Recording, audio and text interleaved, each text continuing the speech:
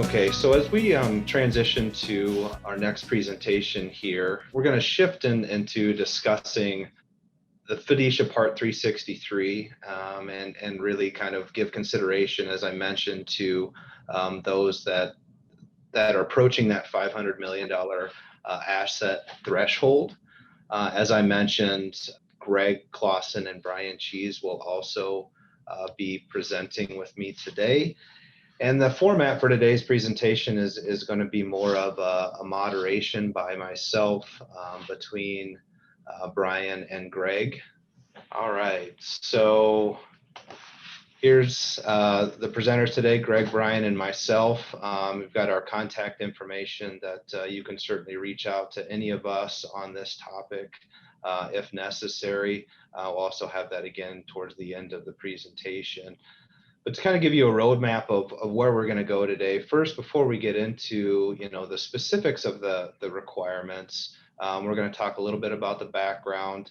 Then we'll go into the specific compliance and requirements of Part 363. Touch briefly also on a new interim rule that was recently issued, and then spend the balance of our time talking through what you can do as bankers to prepare and what to expect as you kind of navigate into that Part 363 compliance. So before we get into those specifics, Greg's going to give us a little bit of background on the rule and why bankers really should have this on their radar, even if maybe you seem like you're a ways away from reaching that $500 million threshold. Thanks, Michael. Fiducia, or the FDIC Improvement Act of 1991, was enacted by the late, great George H.W. Bush, and was really a result of the savings and loan crisis that resulted in the early 90s, and just basically provided a strength and power of the FDIC.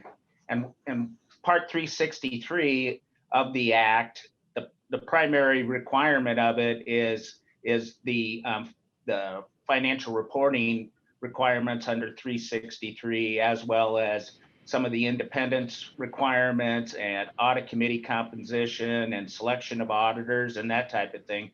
But the Act had a number of other things that was a part of it. It included an improved regulatory exam and oversight process. It reformed the deposit insurance, actually recapitalized the bank insurance fund, and then really provided enhanced protection of deposit insurance funds. As the slide kind of lays out here, the primary asset thresholds are 500 million and $1 billion. There are different reporting requirements for banks under $1 billion. But those over $1 billion include what we're going to talk about today, as well as internal control reporting over financial reporting, internal control over financial reporting. So the measurement point of the applicability of Part 363 is basically the beginning of the fiscal year. So for example, if during 2020 you go over $500 million, Fiducia actually is not, or Part 363 is not applicable until January of 21, and as of year-end 2021 reporting. Obviously, this is going to be impacted as well by the interim rule that Brian's going to discuss a little later. So I think this chart does a really good job of kind of talking really what Superintendent Plaguey brought up, as well as the consolidation that's occurring within the industry and the increase in the average bank size. As he did indicate, it's largely due to industry consolidation through merger and acquisition activity. It may be a flat out acquisition, or several banks that are individually held under one holding company merging together for efficiencies. And I think the next two bullet items really just show how much individual bank growth there's been. If you look at the average size of the bank in Iowa, it's more than doubled in just the last 10 years. And then as far as the number of Iowa banks between 3 and 600 million, there were 6% in 2010. Well, now they've tripled to over 18%. I think, at least from my perspective, given the fact that FDIC the FDIC Improvement Act is now 30 years old, I think you could make an argument that maybe that $500 million threshold is lower than, I guess, what was intended for 30 years ago. I mean, a bank of 500 million in 10 or 30 years ago was more significant in the overall scheme of things than it is today. So, but I think that's a story for another day. Really never heard anything along those lines of bumping that up to $1 billion. Our office individually in Des Moines, we have or will have 8 Part 363 filing institutions, all of which went over $500 million in assets in just the last 5 years. So it kind of speaks to what this slide's showing. And if you look at a bank between 3 and 500 million, you're essentially one acquisition away before Part 363 would apply to your financial institution. Yeah, I think that's a good point, Greg. I mean, when you look at the average size of the banks that are remaining, specifically we're talking about Iowa here, but the number of banks that are 100 million or greater, that's kind of the reason why we pulled the statistics for that $300 to $600 million range. The targets that are out there are getting bigger and bigger. So as Greg mentioned, you might just be one acquisition away. So, that it's pretty clear there's the trend of, consolidation in the industry is bringing Part 363 into the picture for more and more bankers. So with that in mind, we're going to go ahead and get into some of the specifics and the requirements of Part 363. And one of the major requirements is the need to have an audit of your financial statements. And Brian's going to cover that in more detail. Right. Thanks, Michael. This slide kind of just covers some general, reporting requirements associated with the audited financials, and maybe a few things maybe just to consider or be aware of, like differences between an audit versus a director's exam, which a lot of banks below the 500 million threshold would elect to have completed. So the FDIC rules actually require comparative financial statements. So normally would display 2 years balance sheet and income statement. One thing that we're going to cover a little later is, I guess, based on our experience working with the FDIC, is normally that first year that Part 363 reporting is required. The FDIC has historically accepted a single year presentation. So for a financial institution that had an audit requirement for 2020, they've normally been able to present just the 2020 financial statements and not also present 19 as well. The financial statements are due within 120 days, so it's an April 30th filing requirement.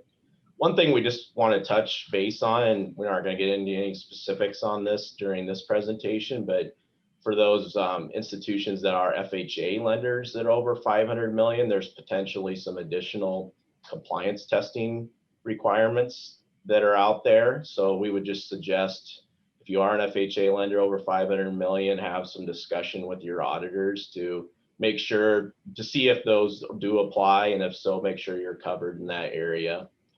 Then just in general, obviously there's some increased expectations during a financial statement audit as compared to a director's exam. The audit's much more risk-based approach, where the auditor's making the decisions on the areas to test based on risk assessments and financial statement materiality levels. Whereas with a director's exams, usually that's agreed upon procedures where management and the directors are kind of doing their own evaluation and making the selection of the scope of the procedures. Obviously, the testing of the allowance for loan losses is a significant piece of a financial statement audit, where the auditor will pull a sample of loan files to review, reviewing impairment evaluations, going through the allowance calculation in detail, verifying the different components and that comprise the calculation. And then just a couple other things like confirmation procedures are normally a little different with an audit. You know, at least with the director's exams that we do out of the Des Moines office, normally select a small sample of loan and deposit customers to send negative confirmations to, where the customers are not required to respond if they're in agreement with the balances. Whereas with an audit, normally it's kind of more, I guess, focused on the larger balances or balances that have fluctuated significantly from prior years. And there's much more significant use of positive confirmations where where we do request the customer to respond, acknowledge whether or not they agree with the balances. And if not, if we don't get a response, then the auditor will follow up and perform some alternative procedures. And then probably another area that I know has been a surprise to some of our clients where first time audits is there is quite a bit of time, especially that first year spent on the auditor's end on the planning side of the audit, just gaining a better understanding of the financial institution, their, environment, policies and procedures, internal controls over significant audit areas. So a lot more, inquiries and looking at documentation and those types of things on the planning side for an audit. So that's a good point, Brian, and thanks for covering that. And another requirement that has to be considered that really is important when understanding what the audited financial statements and the involvement with your CPA is independence. And Part 363 requires the auditor of the financial statements to comply with PCAOB independence rules, which can have an impact on the existing services your CPA firm has provided in the past. And these rules can at times come as somewhat of a surprise to bankers. So Greg's going to provide a little bit more insight on the independence rules and what you can look out for as you approach the Part 363 requirements. As far as independence, it's a favorite subject of mine, tongue in cheek. But as Michael said, it is subject to the more strict PCAOB independent standards. And I think for many financial institutions that probably haven't been audited before, they don't understand that an audit is an attestation service requiring the auditor to be independent in terms of a state of mind and appearance, which in turn, if you look at that and you're providing now attest services to a bank, but in the past you've provided all these non-attest services, it does prohibit the auditor to provide significant influence to the organization in terms of certain non-attest services.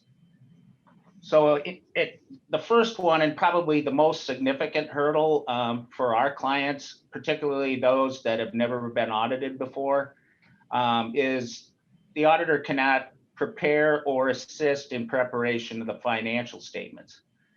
So in our previous example, if you went over in year 2020, Part 363 would kick in 1/21. However, even for the 2020 financial statements, because they're going to be prepared in the year 2021, we cannot assist with that preparation as well, even though that Part 363 doesn't apply until 2021. So that's something that a client needs to understand, that really it's effective at the beginning of the year. So therefore, we do the audit in February. Well, we can't draft those financial statements because fiducia is already in effect for that financial institution. Another thing, we cannot provide tax preparation services to individuals in a financial reporting oversight role. And I think the key here is a financial reporting oversight role. Well, that's not going to be everybody within the financial institution or on the board, but it's just those involved with approving and taking management responsibilities for the preparation of the financial statements, as well as have a role in the day-to-day financial reporting within the organization.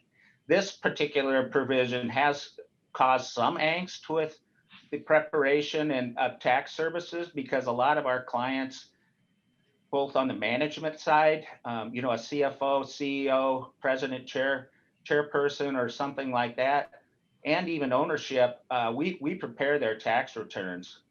But the key again is, are they involved in a financial reporting oversight role? As far as other non-attest services that we can't provide, or say valuations, such as you acquire a bank and do the, and we have Eide Bailly do the fair value evaluation. That has to be done by a third party, and we can't do it as Eide Bailly.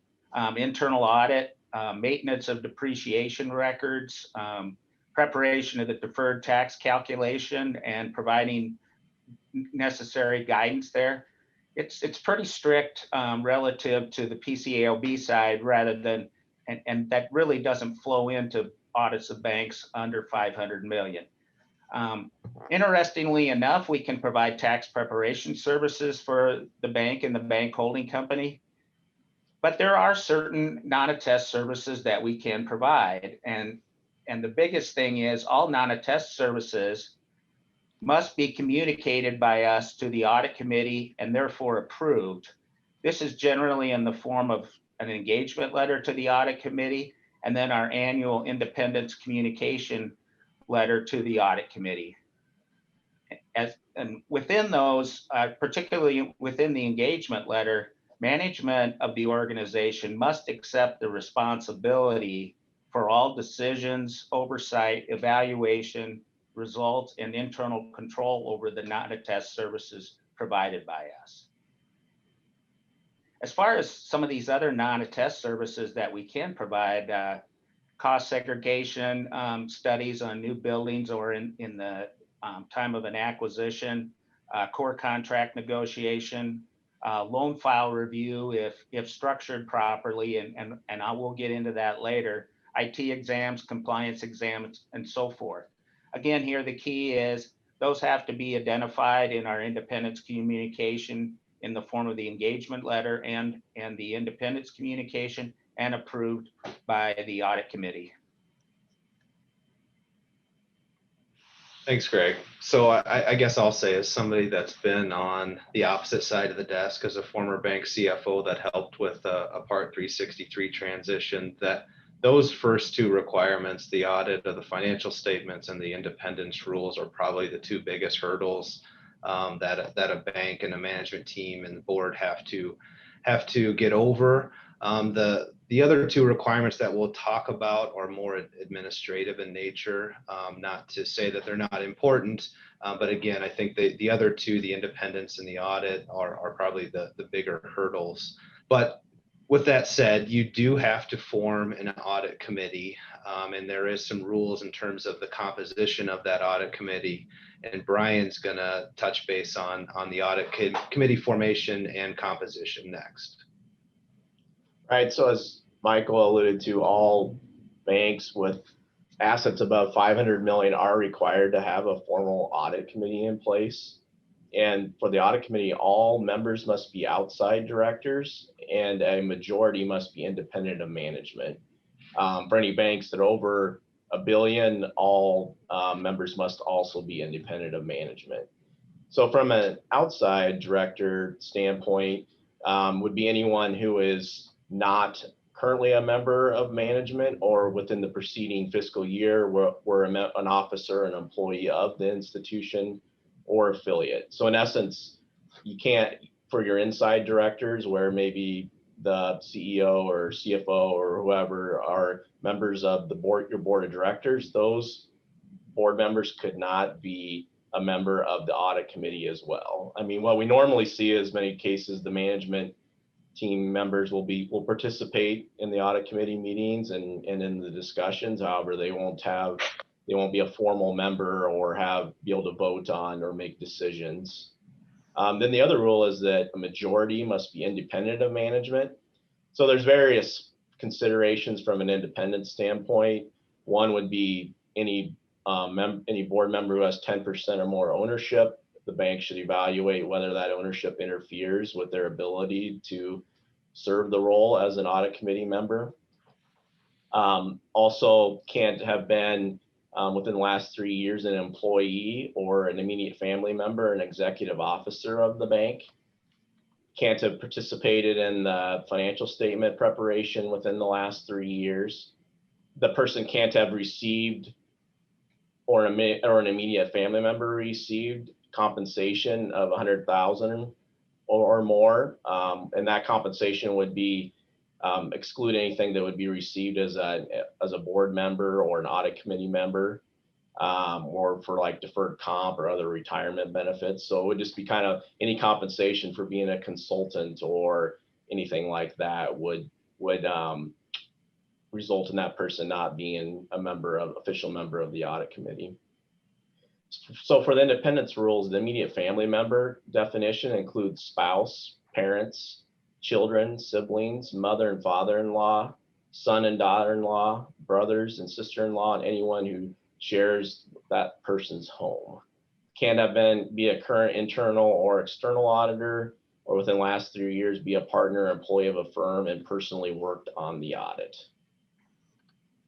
So once again, for those under $1 billion, you just have to have the majority be independent. So you could have, so say you had a 5-person audit committee, 2 of those members could be ones where there are independence issues, but then the other 3 would have to be fully independent of management. Very good. So the last component of compliance with Part 363 are the reporting requirements. And I guess I see the reporting requirements as almost essentially putting a bow on all the work and submitting it to the various regulatory agencies.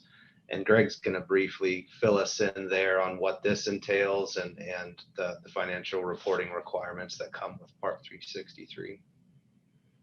Yeah, I think the reporting requirements, again, vary in burden to the financial institution that we've already brought out in terms of if you've been audited before, you were over $500 million, it's a lot less of a angst or a heartburn than it is if you've never been audited before.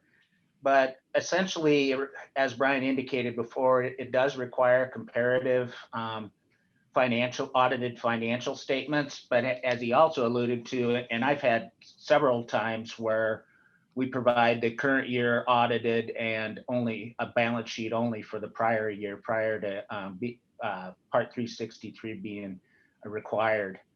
The key is here, there is a Federal Reserve rule regarding the filing of the FRY 6 when consolidated assets of the bank holding company are in excess of 500 million.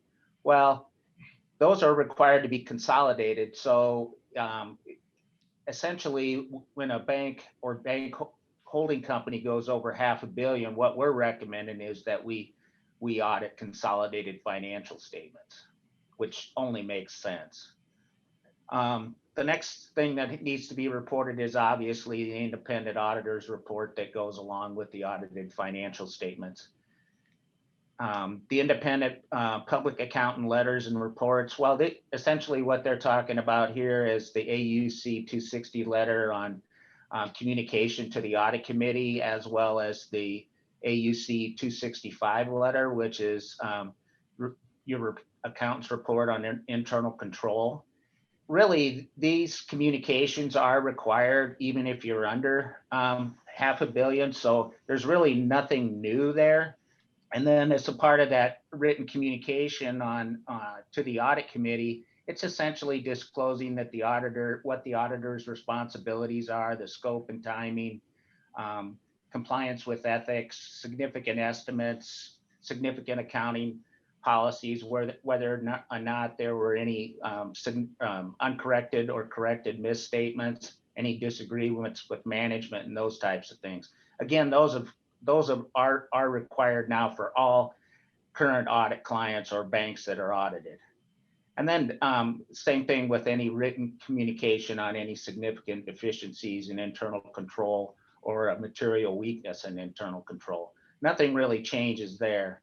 The next slide, Michael, is kind of where things change up a little bit. And And this really isn't that big a deal from the standpoint that it's a one-page letter. It's essentially called the management report. And it's essentially management's taking responsibility, or I should say the CFO on behalf of the bank is taking responsibility for the preparation of financial statements in accordance with GAAP. And it also requires that the call report is prepared in accordance with the call report instructions, and internal control procedures are established and functioning under those financial reporting responsibilities.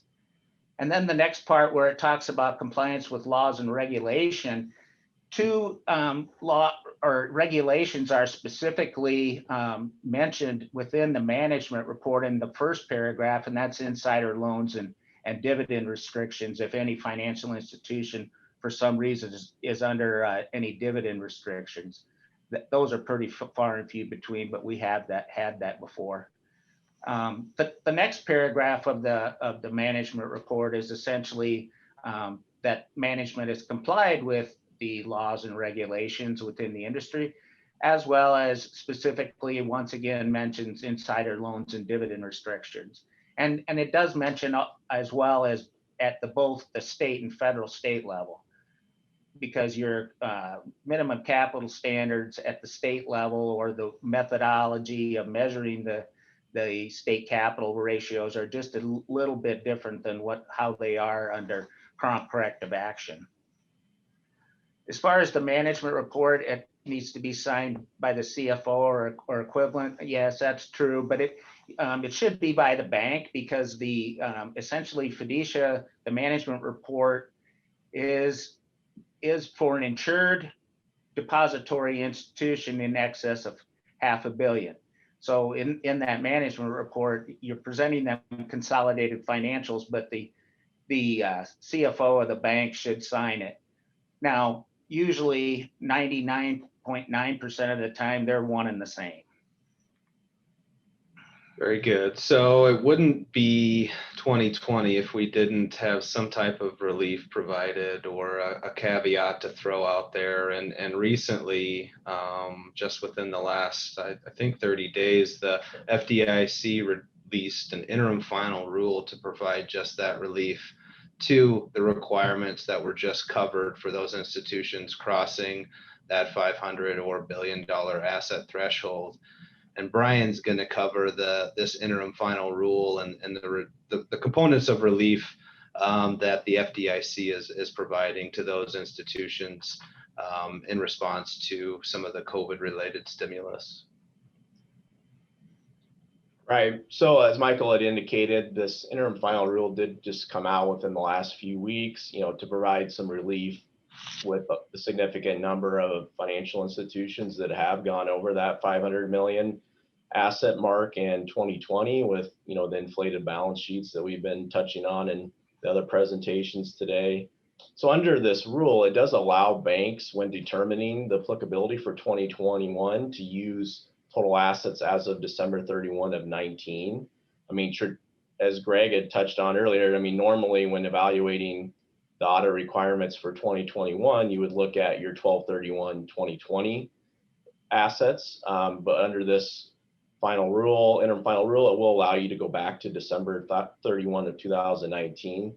So in many cases, those banks that have gone over 500 million in 2020, they will no longer have a FDIC audit requirement for 2021 and can wait until 2022 to implement that. So per the FDIC, there were 156 banks that surpassed the 500 million mark as of 6/30/20. And in Iowa, there were 11 banks, not excluding those with M&A activity. But one kicker with this relief is that the FDIC still reserves authority to require compliance for the audit requirement for those financial institutions where their growth was experienced primarily because of a merger or acquisition.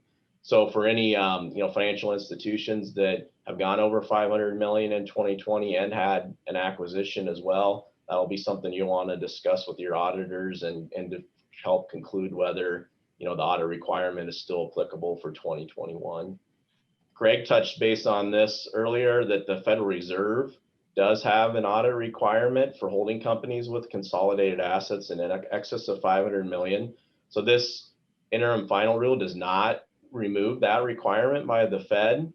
So I think it was touched base briefly in the regulatory panel earlier today that the Fed is considering whether or not to piggyback off of the FDIC, but at this point in time, I don't believe any decision has been made. So if the Fed does not follow suit with the FDIC, then those banks that went over 500 million in 2020 would potentially still have an audit requirement for 2021 under the Fed's rules. However, they would not be subject to some of the FDIC specific requirements, such as the independence rules and the management reporting and such.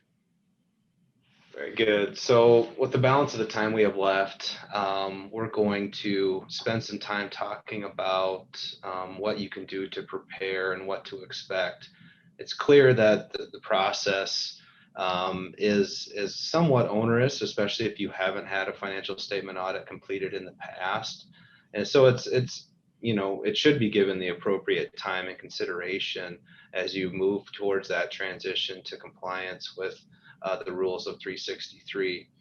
So Greg, you know, what do you think are, you know, those clients that you've helped with this transition, what's been the process for timing, or how far in advance have you seen banks really give this consideration? You know, is it 12 months, 24 months? What are your thoughts there? I'd say it's at least 24 months before it would become applicable. I've had several instances of clients that I've helped that started talking about fiducia in the year prior to them reaching $500 million, or even a year prior to that, and deciding essentially before it's applicable to do a balance sheet only audit. And even if you're not over $500 million in the next year, to do an audit of the entire financial statements. For one of our clients that we audited the balance sheet only. They didn't go over $500 million the next year, so we did a full financial statement audit, and then went over the following year and still did the audit. And then the following year, it was finally at Part 363 filing requirement. So I think it's better to be proactive than reactive, particularly if you haven't been audited before, which this particular client had not been. Well, in that case, right, if they haven't gone over and they're kind of planning ahead, we can assist in the preparation of the financial statements, with kind of lessens that burden, and they can kind of get the understanding of how those get pulled together, right? Right, and I think we have another kind of a plan in place to do that, but I think the thing you got to understand is the year end that you go over, even though fiducia doesn't apply, you still can't prepare those year end financial statements. And that's because they're technically a fiducia bank starting January 1, correct? Correct. Okay. Yeah, I think some of the other things that can take some time is just complying with some of the things that we talk through. If you need to find another firm to do tax returns, or, you know, internal audit, the RFP process, some of those processes can extend out over a period of time, and planning ahead is certainly something that those institutions want to take into consideration. Brian, what are your thoughts on kind of the process for getting ready in terms of, you know, controls, or maybe some of those processes internally that banks want to consider maybe buttoning up as they get ready for, you know, that financial statement audit and some of the control requirements that they might have to meet? Yeah, from which I kind of alluded to a little bit earlier, that, you know, as part of the audit planning process, we do identify like significant balances and transaction classes, and kind of walk through the whole process from initiation, approval, recording of the general ledger. So for the most part, the auditor expects there to be documentation for any, significant controls, such as approvals. I think what we find in many first year audits, I think in most cases, the controls are in place and being performed, but maybe they're not being documented, where the auditor can really look at a sign off or some kind of a summary to indicate that say a review actually would be performed. I mean, say someone prepares a due from bank reconciliation, making sure that the person who prepares is, initialing and dating it or signing off. And then if there's a secondary reviewer, that they're documenting their review as well. So I'd say that's probably the biggest thing, and like where we would sometimes have, findings or that we need to communicate to, management or the board, or in a internal control type letter at the end, of an audit. Yeah, I think in my past experience, it's not that the things aren't being done. It's just maybe that the documentation isn't quite as thorough as what, as what an auditor will need to see in terms of saying, yes, we saw this reconciliation. And if it was reviewed, the reviewer needs to sign off, not just review it and file it away. So those are things that I think, as Greg talked about too, as you go through the audit, maybe 12, 24 months in advance of reaching that part 363, you can kind of work through some of those items and get prepared for some of those different processes. Another one thing. point on those internal controls and the documentation of the approval, reconciliation, review process. Another key thing to make sure that clients are aware, particularly on some of those types of processes, is that they're retaining some information to be able to show you that it's being done, particularly like on file maintenance reports and that type of thing. When we're talking about loan and deposit initiation, well, a lot of times they'll say, well, we don't maintain the documentation. Well, that needs to be part of that planning process, that they're doing that.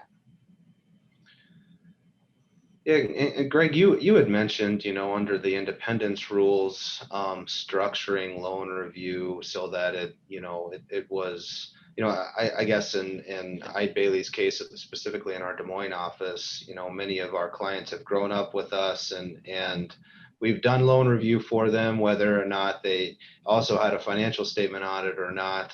But as they grow in size and they still want us to complete that loan review, considering independence requirements, how have we kind of structured that with those clients so that we can continue to be, or perform those loan review services? Yeah, I mean, it's really not that difficult. I think the most important thing is it is the expectation to have an external third party perform both a loan review as well as an audit. Well, a detailed loan review is far more scope intensive than, say, testing of the audit of the allowance for loan losses. I mean, the number of files reviewed in detail in a loan review at the request of management is far in excess of what would normally be done as a part of the audit. To use our senior managers of loan reviews terminology, he calls them interim allowance for loan loss procedures.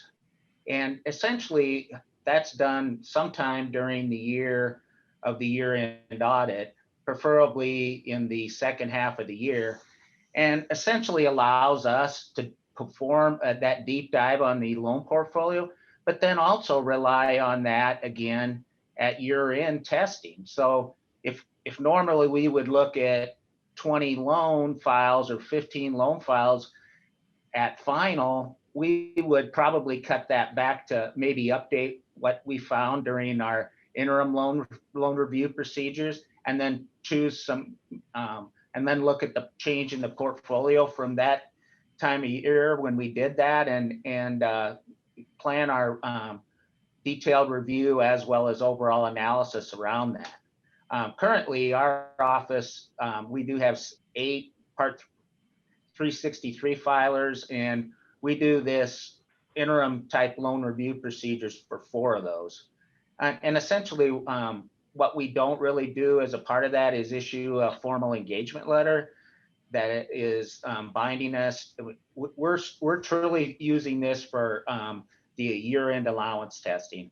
And then we don't issue a formal report either. We issue what's called a management discussion draft at the conclusion of our interim procedures. Sure. The last item that we have there is just kind of an assessment of staffing. As we mentioned, the Part 363 independence requirements and the management reporting do require that management prepare the financial statements. And in some cases, staffing and the ability of the individual institution may limit, you may not have somebody on staff that knows GAAP or how to consolidate or prepare those financial statements. What has been some of the response to that? What have some firms, what have some banks done to kind of alleviate that issue, either Brian or Greg? Well, I'd say that, like I said before, I'd say this part of the requirement is probably causes the client the most heartburn, even more so than the independent standards. And because going back to the $500 million threshold, financial institutions that are of that size don't necessarily have the sophistication or the skills and expertise internally to prepare the financials. So it becomes, and because we can't assist or prepare them, there's a burden put on them. Do we, are we able to provide them some help relative to discussion and asking questions? Yes, but the onus falls on them. And it comes down to basically the skills, knowledge, and experience of that person preparing the financial statements. What I have had in the past is that the particular bank outsourced that to another accounting firm, and that works very well if a bank wants to go that route and take the onus off somebody internally. But I would usually, I'd say half of our banks that are over 363 have the ability internally, true ability internally, to complete the financial statement. So that's definitely a viable option. Sure. I don't know, Brian, your thoughts? Yeah, I would agree. It's definitely a time-intensive project to prepare because it's not only just the financial statements, but there's full footnote disclosures as well, which include various disclosures on loans. So I don't know, Greg, would you say the average bank financial statements with footnotes are probably 40 pages long now, or Yep. what do you? I would say that's true. So it seems like they just get longer and longer as additional reporting requirements are issued. So it's definitely not something that's easy for someone to just pick up and do. So I think I know, like in Michael's instance, when his bank went over, you had some experience in public accounting prior to that. And I don't know, do you have thoughts on how that went for you, and for others that maybe don't even have that background, how difficult it might be? Yeah, it does take quite a bit of time, and especially the loan disclosures are pretty difficult to kind of pull together. A lot of it is, similar to coming up with the right reports for a call report, for instance. You've just got to kind of work with your core processing system and figure out what reports need to get pulled. In a lot of cases, you need to run kind of some specific reports or use a report generator to kind of get the proper balances that you need. But, I would encourage, banks to consider that, the preparation of the financial statements doesn't necessarily have to fall on one person's shoulders either.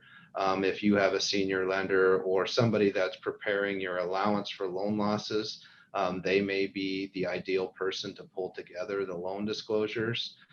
There may be another person that's, buying, selling, reconciling investments for the bank, they may be the proper person to pull together investment disclosures. So I think in some cases it can be a team effort. Obviously, there's one person that is pulling it all together at the end of the day. But if your CFO isn't very involved, or controller in some cases on the credit side, there may be a more appropriate person within the institution to pull together some of that information. So, I think in the essence of time, that's kind of where we'll wrap things up. Obviously, there's quite a bit of information that goes into pulling all this together. There's a lot of preparation. The expectations are, to some degree, if you haven't had a financial statement audit in the past, they can be pretty onerous, as Greg and Brian discussed throughout the information that they presented. So, reach out to us as you approach those that $500 million threshold.